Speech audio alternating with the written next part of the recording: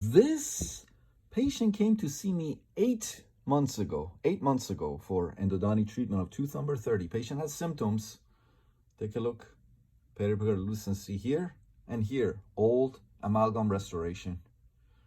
So 8 months ago, when she came to see me for endodontic treatment, and here's the date, as you can see, 8 months ago.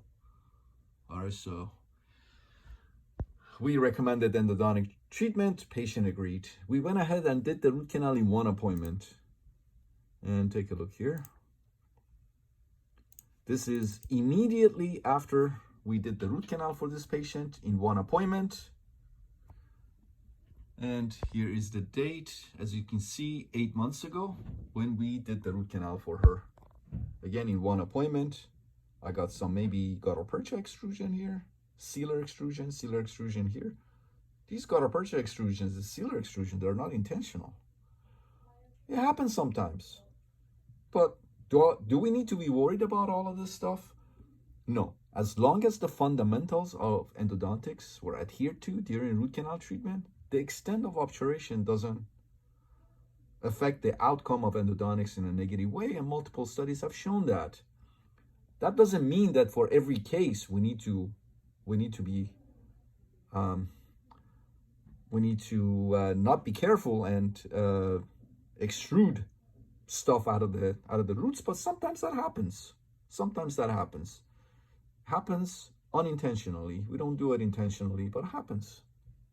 Okay, especially if we use, in my case, I use warm vertical obturation technique, so I usually get sealer puffs, sealer extrusions, and I also sometimes use the injection technique of heated gutta-percha, and that sometimes gives me some extrusion of sealer and gutta-percha. But again, as long as the fundamentals of endodontics are adhered to, sealer extrusion or gutta-percha extrusion, they don't have a negative effect on the outcome of endodontic treatment. Okay, so this is another case. I've posted thousands of these cases already. Over 3,000 cases on just TikTok, YouTube, and Instagram. You combine them and go ahead and figure. Anyways, 8 months ago, we did this root canal in one appointment. And again, you can see sealer extrusion, here, maybe a little bit of gutta-percha extrusion. And again, here's the date, as you can see, 8 months ago, all right? So patient came to see me for a different tooth, and we took an x-ray of the tooth that we had done a root canal on 8 months prior, and take a look.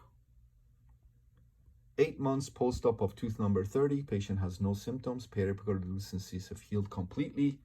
Sealer extrusion, gutta-percha extrusion did not have a negative effect on the outcome of endodontic treatment. And here's the date, as you can see right here. 8 months post-op of tooth number 30, we did the root canal in one appointment. That did not cause endodontic failure. Sealer extrusion, gutta-percha extrusions did not cause endodontic failure. 8 months post-op of tooth number 30. Get rid of all of this nonsense that you were fed.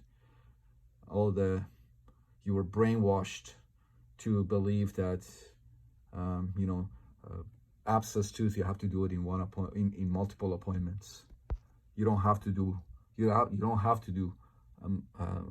multiple appointments if there's an infection. There's a criteria that you need to follow. Not every case you can do in one visit, and I've gone over those criteria, but as long as the main criteria is, as long as you have time and you can finish your one appointment, and you test each canal to make sure that the canals are dry before obturation, there's no oozing, there's no discharge out of the canals. And the way I do it is I put a sterile paper point to working length. I measure the sterile paper point, I put it to working length, I remove it, I inspect it. If I don't see any wetness on the paper point, on the apical few millimeters of the paper point, no bleeding, no periodontal discharge, the paper point every time, multiple paper points to working length, taken to working length, multiple paper points. I inspect them. If they all come out dry, I can obturate. But if I have any doubt whatsoever, I don't obturate. I place calcium hydroxide intermittent calcium hydroxide medicament in the canals, temporize the tooth, and bring the patient back in a week so I can complete the case. But in this case, I tested the canals with sterile paper points taken to working lengths. They all come out dry. I obturated, finished in one appointment, and as you can see, this is the 8 months post-op of the tooth. The periapical lucency is healed completely. So one appointment, endodontic treatment works if the criteria are followed and fundamentals of endodontics adhered to, and sealer and gutta-percha extrusion does not affect the outcome of endodontic treatment in a negative way.